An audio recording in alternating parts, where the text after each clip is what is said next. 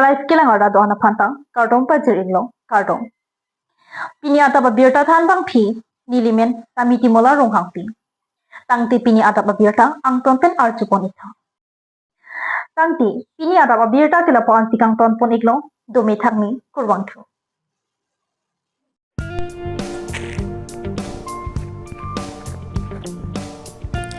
Amtuka pamalong BJP mass joining kipamanpo. Karabianglong kiparlu Kubili constituency lapen Amreng constituency ahoy Amtuka pamalong BJP party pen mass joining amai kipamanpo. Mati jong chiklo ni 5T ani por 5 krihini raachitim Kubili constituency lapen Amreng constituency ahoy Amtuka pamalong BJP mass joining kipamanpon. Laswalong man kido alfiser po CM Dr. Tuleram Ronghang EM Rina Terangpi MACs Pawan Kumar Rai Head Singh Rongphar Irrigation Board Chairman Dhan Singh Jira Amreng VDC Chairman Himari Teron Abarim EM Ren Singh B Lapen Kitikidingatum Mai RDP Donlo Bangso Maya Long EPHLC Song Pen COC BJP Party Along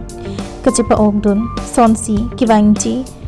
MLA Kilikalong BJP Party Ongdung Avot Ki Haipon Chiapan Congress ESDC Asong Along TOC BJP Party Along Chipa Ogdun Lason Si Maya Long CM Pen Kipangdakpon Lang That Pen Amlet An Kachilenga Tuwar Kasilampon Chiapan Lamchak Pipon Lapen Lang Chiting Pen Tukapam Long Bridge Mati Dolong Kasilampon Chiapan Lamchak Chipipon Bang Sualong Rong Nerkap Arong Apan Rong Kerkar Klia Hemtun Pipon Lab Chiapan Mai Along Lamchak Chipitikla West Karbianglong Biju Chief Joram Katha Report Birtala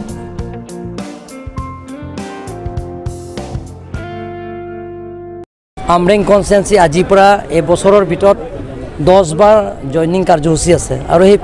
polling station ইয়াত আছে সেই polling station যোৱাবাৰ ইয়াত regional পাৰ্টিয়ে পাইছে কিন্তু এবাৰ 100% হ'ব 2500 হাউচেছ মানে 2500 ঘৰ পৰিয়ালে আজি যোগদান কৰিছে ভোটাৰ হিচাপে প্ৰায় 1500 মান আছে বুলি কৈছে সেই গোটেইখিনি ইয়াত ভাৰতীয় জনতা পাৰ্টি দলতে যোগদান কৰা হৈছে আৰু ইয়াত ব্ৰিজ আৰু দলং আৰু ব্ৰিজটো একে তাৰপিছত ৰাস্তা ইয়াৰ ৰাস্তাৰ পৰা আৰম্ভ কৰি ইয়াৰ ৰংকেৰ set community hall school building যিমানখিনি মেমৰেণ্ডাম আছে গোটেইখিনি মই অহা বছৰত সম্পূৰ্ণ কৰিম বুলি ৰাইজৰ আগত মই প্ৰতিশ্ৰুতি নহয় অহা বছৰটো লাগিব কাৰণ ব্ৰিজ কৰাটো সময় লাগিব গতিকে সেইটো মই ইয়াত ঘোষণা কৰিছোঁ আৰু এইটো গোটেইখিনি ৰাস্তাটো পকা ৰাস্তা হ'ব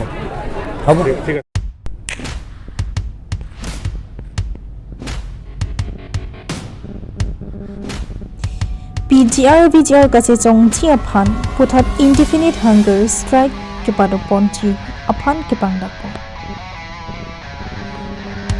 PGR Pharman kasi Chong Ponchi Aphan Pura Puthat Indefinite Hunger Strike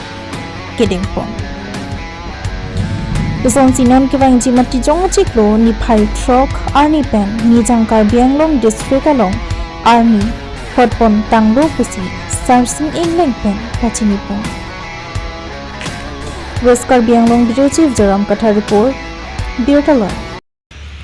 Hodo Karbianglong Baki Khilonjia Raijok eta kotha অতি দুখেৰে জনাব খুজু যে যিটো উদ্দেশ্য লৈ পেলাই সংবিধান প্ৰণেতা সকলে বিআৰ আম্বেদকাৰৰ পৰা আৰম্ভ কৰি যিসকল কনষ্টিটিউৱেণ্ট এছেম্বলি তেওঁলোকে যিটো লক্ষ্য আৰু উদ্দেশ্য লৈ পেলাই ষষ্ঠ অনুসূচীটো সংবিধানত অন্তৰ্ভুক্ত কৰিছিলে যে অসমত বসবাস কৰা খিলঞ্জীয়া জনগোষ্ঠীৰ যি ভাষা সংস্কৃতি তেওঁলোকৰ ৰাজনৈতিক ভৱিষ্যত সুনিশ্চিত কৰিবৰ কাৰণে সংবিধানত ষষ্ঠ অনুসূচী অন্তৰ্ভুক্ত কৰা হ'ল এই কথা আমি সকলোৱে জানো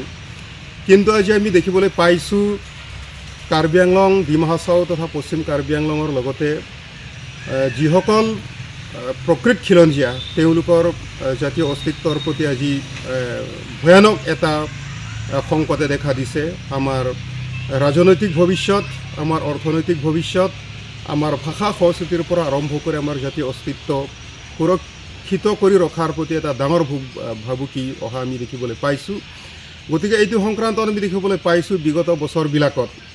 ইয়াত থকা বিভিন্ন ছাত্ৰ সংগঠন, জাতীয় সংগঠন, আনকি ৰাজনৈতিক সংগঠনবিলাকেও আন্দোলন কৰা নিৰৱচ্ছিন্নভাৱে আজিলৈকে আন্দোলন কৰি অহা আমি দেখিবলৈ পাইছোঁ। আৰু এই আন্দোলনৰ ফলস্বৰূপে বিশেষকৈ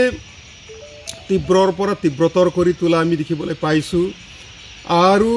আজিৰ দিনত যদি আটাইতকৈ ডাঙৰ সংকট বুলি ক'ব গ'লে আমাৰ মাটিৰ পৰা আৰম্ভ কৰি আমাৰ যি ৰাজনৈতিক অধিকাৰ তালৈকে আমাক নিষেধ কৰিব পৰা এটা পৰিস্থিতিৰ সৃষ্টি হোৱা এইটো হৈছে দেখি স্বদেশী অনা খিলঞ্জীয়াসকলে আমাৰ মাটিত আমাৰ জিলাত আহি পেলাই অবৈধভাৱে PGRৰ পৰা আৰম্ভ কৰি ফৰেষ্ট ৰিজাৰ্ভ, ডিপাৰ্টমেণ্টেল লেণ্ড, আনকি প্ৰাইভেট লেণ্ড খিলঞ্জীয়াসকলৰ সেইবিলাক দখল কৰা আমি দেখিবলৈ পাইছোঁ। গতিকে বিগত বছৰবিলাকত এই আমাৰ জাতি, আমাৰ মাটি সুৰক্ষিত কৰি ৰাখিবৰ কাৰণে আমি আন্দোলন কৰি আহিছোঁ। আৰু আমি সকলোৱে জানো যে যোৱা 2024 চনত PGRত বসবাস কৰি থকা অবৈধ লোকসকলক, যিসকল ইলিগেল সেটেলাৰ, তেওঁলোকক বহিষ্কাৰ কৰিব লাগে বুলি আন্দোলনো কৰা আমি দেখিবলৈ পাইছোঁ। আৰু এইটো সংক্ৰান্তত 2024 চনৰ 20 ফেব্ৰুৱাৰী তাৰিখে কাৰ্বি আংলং অটোনমাছ কাউন্সিলৰ chief executive member Tuliram Rongkhang ডাঙৰীয়া নিজেই অল পাৰ্টি মিটিং মাতি পেলাই তাতেই প্ৰতিশ্ৰুতি দিয়া হৈছিলে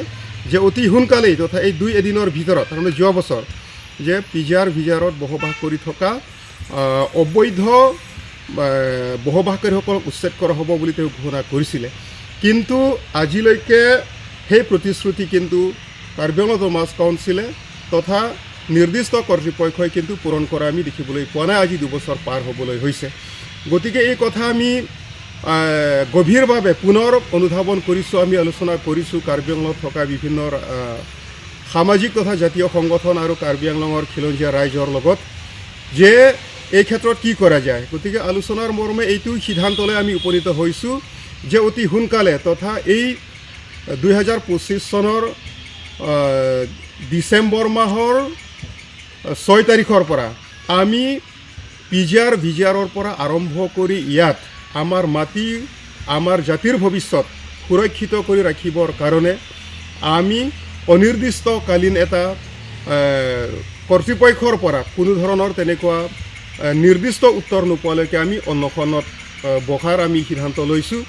গতিকে এইটো লৈ পেলাই আমি আজি সংবাদমেল অনুষ্ঠিত কৰি পেলাই সমূহ ৰাইজক আমি আহ্বান জনাইছোঁ যে 6 ডিচেম্বৰৰ পৰা অনুষ্ঠিত হ'বলগীয়া PGRত বসবাস কৰি থকা অবৈধ ইলিগেল সেটেলাৰসকলক উচ্ছেদ কৰা আৰু আমাৰ মাটি সুৰক্ষিত কৰি ৰাখিবৰ কাৰণে যিটো আন্দোলন, সেই আন্দোলনৰ লগত সমূহ ৰাইজ ইয়াত জড়িত হ'বৰ কাৰণে আমি আহ্বান জনাইছোঁ। আৰু ইয়াৰ লগতে কাৰ্বি আংলং অটোনমাছ কাউন্সিলকো আমি আহ্বান জনাইছোঁ যে এই যিটো সমস্যা অবৈধ বিদেশী বা স্বদেশী যিটো প্ৰব্ৰজন, সেই সমস্যাটো সমাধানৰ উত্তৰ আপোনালোকৰ ফালৰ পৰা আমি নিৰ্দিষ্ট নোপোৱালৈকে তথা আমি সঠিক উত্তৰ নোপোৱালৈকে আমি আমাৰ এই অনিৰ্দিষ্টকালীন অন্বেষণ আমি জাৰি ৰাখিম বুলি আপোনালোকো আজিৰ এই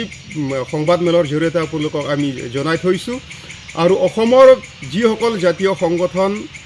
ছাত্ৰ সংগঠন আছে, সমূহ জাতীয় দল সংগঠনক আমি আহ্বান জনাইছোঁ যে এই 6 শিডিউল অঞ্চলত বসবাস কৰি থকা খিলঞ্জীয়াসকলৰ জাতীয় অস্তিত্ব, আমাৰ মাটি ভূমি সুৰক্ষিত কৰি ৰখাৰ কাৰণে আমি যিটো আন্দোলন আৰম্ভ কৰিবলৈ গৈ আছোঁ, অনিৰ্দিষ্টকালীন অন্বেষণ 6 ডিচেম্বৰৰ পৰা, সেই আমাৰ গণতান্ত্ৰিক আন্দোলনৰ প্ৰক্ৰিয়াত আপোনালোকেও জড়িত হ'বৰ কাৰণে বা আপোনালোকৰ সহমৰ্মিতা আমি একান্ত মনে কিন্তু আমি অনুৰোধ জনাইছোঁ। আপোনালোকৰ সমৰ্থনৰ কাৰণে আমি অনুৰোধ জনাইছোঁ। এইটো বিষয় সকলোৰে সৰ্বজনবিদিত যে কাৰ্বি আংলঙৰ ভূমি মাটি সুৰক্ষিত কৰি ৰাখিবৰ কাৰণে বিভিন্ন সময়ত আমি স্মাৰক পত্ৰ প্ৰদান কৰি আহিছোঁ। গণতান্ত্ৰিকভাৱে গণ আন্দোলনো হৈ আহিছে আৰু স্মাৰক পত্ৰ আমি কাৰ্বি আংলং অটোনমাছ কাউন্সিলৰ চিফ এক্সিকিউটিভ মেম্বাৰ আৰু ইভিন আমাৰ 6 শিডিউলৰ মুৰব্বী তথা অসমৰ গভৰ্ণৰ ডাঙৰীয়া আৰু অসমৰ মাননীয় মুখ্যমন্ত্ৰীৰ পৰা আৰম্ভ কৰি চিফ ছেক্ৰেটাৰীলৈকে আমাৰ যিটো মাটিৰ সমস্যা বহিৰাগতই আহি পেলাই আমাৰ মাটি যে দখল কৰি বহি আছে এই সমস্যাবিলাকৰ সমাধান বিচাৰি আমি বিভিন্ন সময়ত আমি স্মাৰক পত্ৰও প্ৰদান কৰি অহা সৰ্বজন বিদিত গতিকে আমি আশা ৰাখিছোঁ 6 ডিচেম্বৰৰ পৰা আৰম্ভ হ'বলগীয়া যি অনিৰ্দিষ্টকালীন অন্বেষণ সেই অন্বেষণৰ প্ৰতি অসম চৰকাৰে গুৰুত্ব প্ৰদান কৰিব আৰু ইতিমধ্যে আমি জানো যে অসমৰ বিভিন্ন প্ৰান্তত অসমৰ মাটি সুৰক্ষিত কৰি ৰাখিবৰ কাৰণে মানে চৰ অঞ্চল বা বনাঞ্চলত অবৈধভাৱে বসবাস কৰি থকা লোকসকলক উচ্ছেদ কৰা আমি দেখিবলৈ পাইছোঁ কিন্তু কাৰ্বি আংলঙৰ ক্ষেত্ৰত কিন্তু অসম চৰকাৰে এতিয়ালৈকে কোনো ধৰণৰ গুৰুত্ব প্ৰদান কৰা নাই কাৰ্বি আংলঙৰ কোনো এটা বনাঞ্চলত বসবাস কৰি থকা অবৈধ লোকসকলক কিন্তু উচ্ছেদ কৰা আমি দেখিবলৈ পোৱা নাই গতিকে আমি আশা ৰাখিছোঁ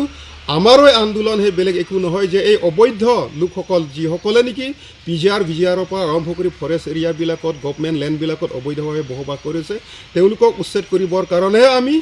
মানে ন্যায়সংগত আমি দাবী উত্থাপন কৰিছোঁ গতিকে আমাৰ দাবীৰ প্ৰতি অসম চৰকাৰ কাৰ্বি আংলং অট'নমাছ কাউন্সিলে গুৰুত্ব দিব বুলি আমি আশা ৰাখিছোঁ ইয়াৰ লগতে আমি 6 ডিচেম্বৰৰ পৰা অনুষ্ঠিত হ'বলগীয়া আমাৰ যি অনিৰ্দিষ্টকালীন অন্বেষণ এই বিষয়ৰ প্ৰতি আমি আমাৰ পশ্চিম কাৰ্বি আংলঙৰ জিলা আৰক্ষী অধীক্ষক জিলা আয়ুক্ত তেওঁলোককো আমি তেওঁলোকৰ দৃষ্টিগোচৰ কৰা হৈছে লিখিতভাৱে আমি তেওঁলোকক জনাইছোঁ গতিকে আমি আশা ৰাখিছোঁ পশ্চিম কাৰ্বি আংলঙৰ জিলা আয়ুক্তৰ লগতে আৰক্ষী অধীক্ষকগৰাকীও আমাৰ এই আন্দোলনৰ প্ৰতি তেওঁলোকে গুৰুত্ব সহকাৰে ল'ব বুলি আমি আশা ৰাখিছোঁ